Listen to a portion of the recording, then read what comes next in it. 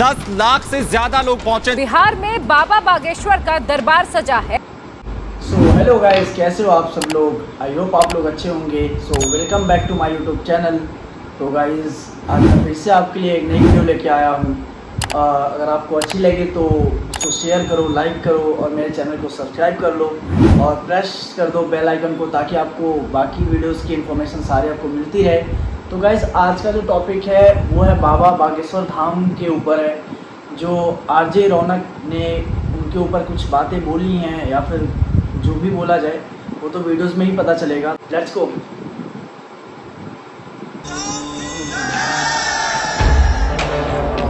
बागेश्वर बाबा दरबार में तकरीबन 10 लाख से ज्यादा लोग पहुंचे। बिहार में बाबा बागेश्वर का दरबार सजा है। बाबा फुल फॉर्म में है बाबा बागेश्वर धाम उर्फ धीरेंद्र शास्त्री, एक ऐसे नौजवान जिसने आज पूरे हिंदू समाज में हलचल मचा रखी। उन्हें सुनने वालों की तादाद आज करोड़ों में पहुंची। वो जहां जाते हैं वहां लाखों की भीड़ इकट्ठा हो जाती है। वो पटना आए तो वहां 10 किलोमीटर लंबा जाम लग गया। इस सड़क पर जाम देखिए आप, 10 किलोमीटर लंबा ये पूरा जाम है। पटना से शुरू होकर ये आगे नौबतपुर का रास्ता है, जहाँ पर बाबा की हनुमंत कथा जो है वो चल रही है। 4 लाख से ज्यादा लोग उनके पंडाल में पहुंच गए। बिहार ही नहीं, छत्तीसगढ़, झारखंड, आंध्र प्रदेश और यहाँ तक कि नेपाल तक से लोग उनकी एक झलक पाने के लिए पटना के नौबतपुर पहुंच गए। हालत ये हुई कि उन्हें खुद अपील करनी पड़ी कि भैया कृपया टीवी पर ही प्रवचन सुनें। इसे आप यूँ समझें कि एक कॉमेडियन 2 महीने पहले अपने शो के बारे में लोगों को बताता है तो भी 500 लोगों का ऑडिटोरियम में भर पाता है।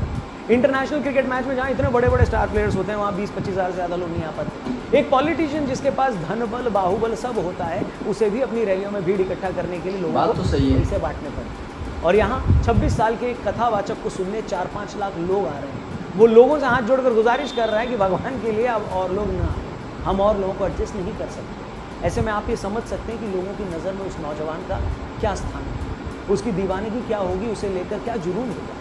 इस सब के बावजूद ऐसे बहुत सारे लोग हैं जो कहते हैं कि पंडित धीरेंद्र शास्त्री फ्रॉड हैं, धोखेबाज हैं और लोगों को बुद्धू बनाते हैं। तो आज के फनतंत्र के इस वीडियो में हम इसी मुद्दे पर बात करेंगे कि क्या बागेश्वर धाम वाले धीरेंद्र शास्त्री कोई दिव्य गुरु हैं, पहुंचे हुए संत हैं, या एक फ्रॉड जैसा कि कुछ लोग कह रहे हैं। वीडियो ध्यान से देखिएगा, पसंद आए तो अपने दोस्तों से भी इसे जरूर शेयर करिएगा। शुरू करें।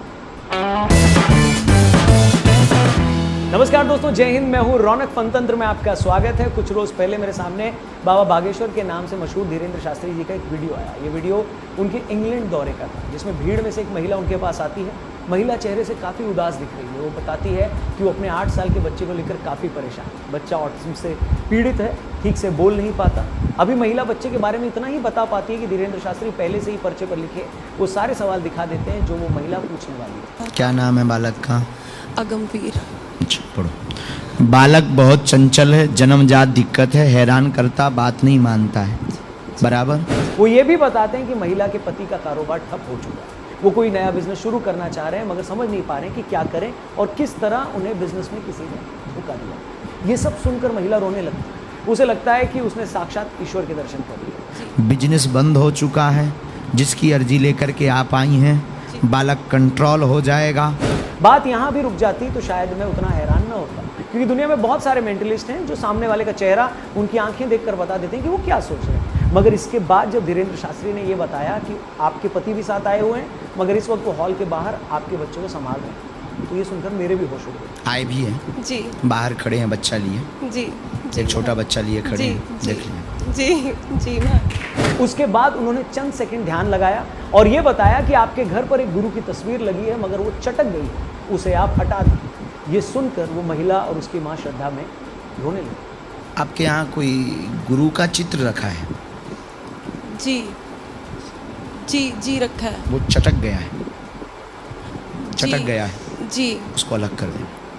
अच्छा जी जी पर पड़ा है।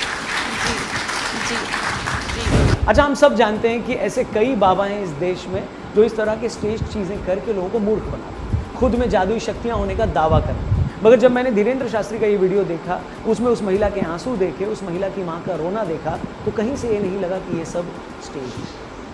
इसी तरह के एक और वीडियो में जो ऐसी घटनाओं को नाटक बताते हैं, धीरेंद्र शास्त्री ने पहले से कागज़ पर लिखकर कुछ सवाल रखे और वहाँ बैठे एक पत्रकार को कहा कि वो पूरे पंडाल में जिसे चाहे बुला ले, यहाँ मैंने जो सवाल लिखे हैं वो उसी के होंगे। पहले हम पर्चा बना के रखेंगे और आप जिसको बहन जी लेकर आएंगे उसी का पर्चा ये निकलेगा। आप समझ रहे हैं? पहले से सवाल लिखे गए हैं और फिर उस आदमी को ढूंढ कर लाने के लिए कहा गया है जिसके वो सवाल हैं। इसके बाद जिस शख्स को सामने लाया गया उसने ये कहा कि हाँ, यही सब सवाल मेरे मन में। आपके मन में 2 प्रश्न हैं। बालक का प्रश्न है, कृपा होगी, चल नहीं पाता, स्वास्थ्य ठीक नहीं, नसें टेढ़ी हैं, धन की तंगी भी बनी, वो ठीक हो जाएगा, दिव्यांश स्वस्थ होगा, आशीर्वाद है। जय जय श्री राम। पर्चा बोलिए। अच्छा, ऐसे एक नहीं दसियों वीडियोस यूट्यूब पर भरे पड़े हैं जिसमें आप बागेश्वर बाबा के चमत्कार देख सकते हैं। अब ये चमत्कार हैं, धीरेन्द्र शास्त्री जी की दिव्य शक्तियां हैं या कोई सुपर पावर है, मेरे लिए उस पर कमेंट करना पॉसिबल नहीं है। मगर इतना मैं ज़रूर कह सकता हूं कि उनके इसी रूप की वजह से, कथा वाचन के उनके अंदाज की वजह से, उनके विचारों की वजह से उनकी लोकप्रियता आज इस लेवल पर पहुंची, इस लेवल पर जहां शायद कोई नहीं पहुंचा। मगर जी हाँ, जैसे कि हर कहानी में एक मगर होता है, यहाँ भी कई मगर हैं। मगर इस सब के बावजूद धीरेन्द्र शास्त्री जी कई लोगों को फूटी आंख नहीं सुहा रहे। वो उन्हें फ्रॉड, पाखंडी और न जाने क्या क्या कह रहे हैं। और अगर आप मुझसे पूछें तो मैं कहूँगा कि मुझे अभी तक समझ में नहीं आ रहा है कि धीरेन्द्र शास्त्री के आलोचकों की असल परेशानी आखिर है क्या। अभी वो पटना आने वाले थे तो तेज प्रताप यादव ने कहा कि वो हिंदू मुस्लिम करेंगे तो मैं उन्हें एयरपोर्ट से ही भगा दूंगा। अगर बागेश्वर बाबा हिंदू मुसलमान भाई को लड़वाने के लिए आ रहे हैं तो मैं उनका विरोध करूंगा, उनको एयरपोर्ट पे घेराव में करने का काम करूंगा। आरजेडी के स्टेट प्रेसिडेंट ने कहा कि धीरेन्द्र शास्त्री को जेल में डाल देना चाहिए। इससे पहले यही लोग उन्हें देशद्रोही और ढोंगी तक बता चुके हैं। इनका कहना है कि धीरेन्द्र शास्त्री के पास कोई जादुई शक्तियां नहीं है, ये तो बस ट्रिक है। देखिए, सबसे पहली बात तो ये कि धीरेन्द्र शास्त्री एक कथावाचक है। वो 12 साल की उम्र से कथावाचन कर रहे हैं। चूंकि वो बुंदेलखंड से हैं तो वो बुंदेल और बुंदेली मिक्स हिंदी में अपने प्रवचन करते हैं। बहुत भारी भरकम भाषा की बजाय बहुत आसान ज़बान में बात करते हैं जिसे आम आदमी भी समझ पाए। अब कोई कथावाचक आसान ज़बान में, लोगों की ज़बान में थोड़ी मस्ती के साथ अगर उन्हें अपने धर्म के बारे में शिक्षित कर रहा है तो इसमें प्रॉब्लम क्या है? अब हर आदमी तो प्रकांड पंडित होता नहीं, बहुत से लोग तो बेचारे पढ़े लिखे नहीं होते। ये वो लोग हैं जो अपने धर्म के बारे में जानने के लिए, लाइफ को लेकर समझ पैदा करने के लिए कोई बड़ी बड़ी किताबें भी नहीं पढ़ सकते। इन्हें आप ये नहीं बोल सकते ना, भैया जाओ और जेम्स क्लियर की एटॉमिक हैबिट्स पढ़ लो या मार्क मैनसन की किताबें पढ़ लो। अब ऐसे लाखों करोड़ों लोग अगर धीरेन्द्र शास्त्री जैसे कथावाचकों के कार्यक्रम के जरिए अगर अपने धर्म को जान रहे हैं, उनकी बातें सुनकर जीवन में कुछ अच्छा करने के लिए इंस्पायर हो रहे हैं, तो किसी को क्या प्रॉब्लम हो सकती है? हमारे हिसाब से बात बदल दी जाए, रोक दिया जाए।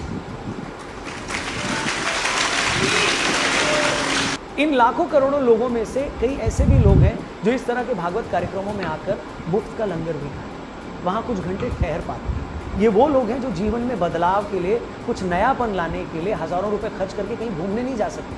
अब ऐसे लोग अगर धीरेन्द्र शास्त्री या उन जैसे किसी कथावाचक के कार्यक्रम में जाकर पॉजिटिव महसूस करते हैं, मुफ्त भोजन करते हैं, नए लोगों से मिलते हैं, तो इसमें बुराई क्या है भाई?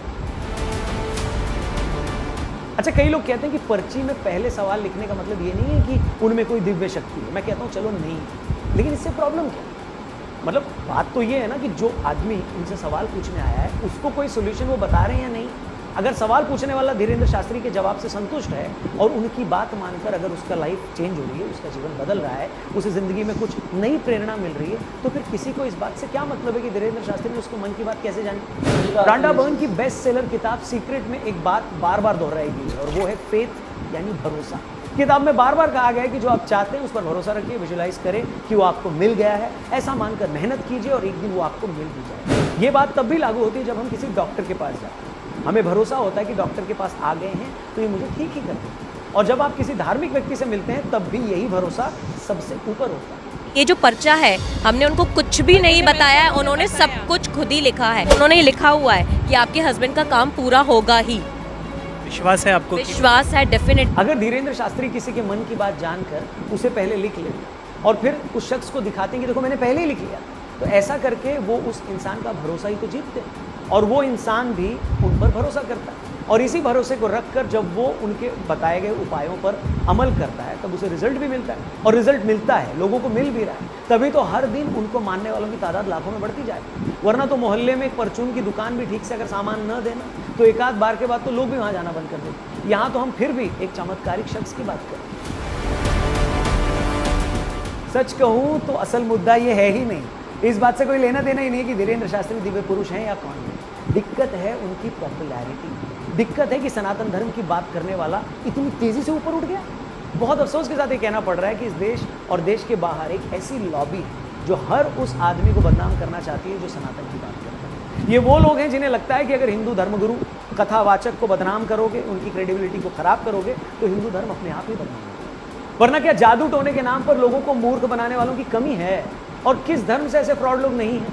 अब ऐसे टोटकों से शर्तिया इलाज करने वालों के अखबारों में विज्ञापन पढ़ लीजिएगा, उन अखबारों में उन लोगों के नाम भी पढ़ लीजिएगा, और फिर पता चल जाएगा कि सबसे ज़्यादा कौन ये काम करता है। मगर जैसा कि मैंने कहा, इन लोगों को किसी धार्मिक आदमी के फ्रॉड और ढोंगी होने से कोई लेना देना नहीं। इनकी तकलीफ तो बस सनातन की बात करने वाले एक यंग हिंदू की ज़बरदस्त पॉपुलैरिटी से, ऐसी लोकप्रियता जो हाल के सालों में किसी को नहीं। देखिए, ये भी सच है कि बहुत सारे लोग धर्म की आड़ में गलत काम करते पाए गए। इनमें बाकी धर्मों के साथ कई हिंदू बाबा भी रहे हैं। मगर ये भी सच है कि अगर ऐसे 2, 4, 5, 6 लोग हुए भी हैं, तो इसका मतलब ये नहीं है ना कि जो भी धर्मगुरु या कथावाचक धर्म प्रचार कर रहा है वो फ्रॉड ही है। जनता की खुद की अपनी एक अंडरस्टैंडिंग होती है, और ऐसे लोगों से जुड़े उनके खुद के एक्सपीरियंसेस होते हैं, निजी अनुभव। और लोगों के लिए हर बात से ऊपर होता है उनका निजी अनुभव, उनका खुद का एक्सपीरियंस। मगर जैसा कि मैंने कहा, कुछ लोगों को इससे कोई लेना देना नहीं। उन लोगों के लिए हर हिंदू संत फ्रॉड है, उनके लिए धीरेन्द्र शास्त्री भी धोखेबाज है, उनके लिए गुरुदेव श्री श्री रविशंकर जी भी नकली हैं, और सदगुरु के खिलाफ एजेंडा चलाना तो इन लोगों का फेवरेट टाइम पास है। इसलिए ऐसे लोगों पर ध्यान मत दीजिए। तो देखिए, भरोसा तो अगले पल का नहीं होता, गारंटी तो हम अपनी खुद की नहीं ले सकते कि कल क्या करने वाले। लेकिन ये भी सच है कि दुनिया तो चलती भरोसे पर ही है। तो आप भी भरोसा रखिए, इंसान को नहीं, उसकी बात को पकड़िए। बात अगर धर्म की है, समझ में आ रही है, तो फौरन लाइफ में इंप्लीमेंट करिए, उसे उतार लीजिए जीवन में। बात कहने वाला अगर कल को गलत भी साबित हो जाए, लेकिन आपने उसकी कही बात अगर पकड़ ली और उससे कुछ सीख लिया, तो जो एक्सपीरियंस होगा ना, वो आपसे कोई नहीं छीन पाएगा। और यही सबसे बड़ी बात है, यही इकलौती बात है। फिलहाल आज के फनतंत्र में इतना ही। ये वीडियो, ये बात अगर आपको सही लगी हो तो इसे अपने दोस्तों से और अपने जानने वालों से ज़रूर शेयर करिए, और हमारे चैनल को भी जरूर सब्सक्राइब करिए। मिलते हैं यहाँ पर एक और ज़बरदस्त फनतंत्र के एपिसोड के साथ। तब तक अपना ख्याल रखिए। नमस्कार, जय हिंद। गाइस, मैं इस पर तो कुछ कह नहीं सकता, क्योंकि देखो यार, जो भी है सब सही है ना। तो अगर आप लोग इस चीज़ से एग्री करते हो तो कमेंट में ज़रूर बताना, और जो भी आपके थॉट्स हैं मेरे को कमेंट में बता देना कि आप इस चीज़ को लेकर क्या सोच रहे हो और क्या समझ आ रहा आपको, है ना। तो गाइस, मैं मिलता हूँ आपको नई वीडियो के साथ, आपके लिए नई वीडियोज़ लेके आऊँगा। तो उसके लिए bye bye, take care and thank you so much guys.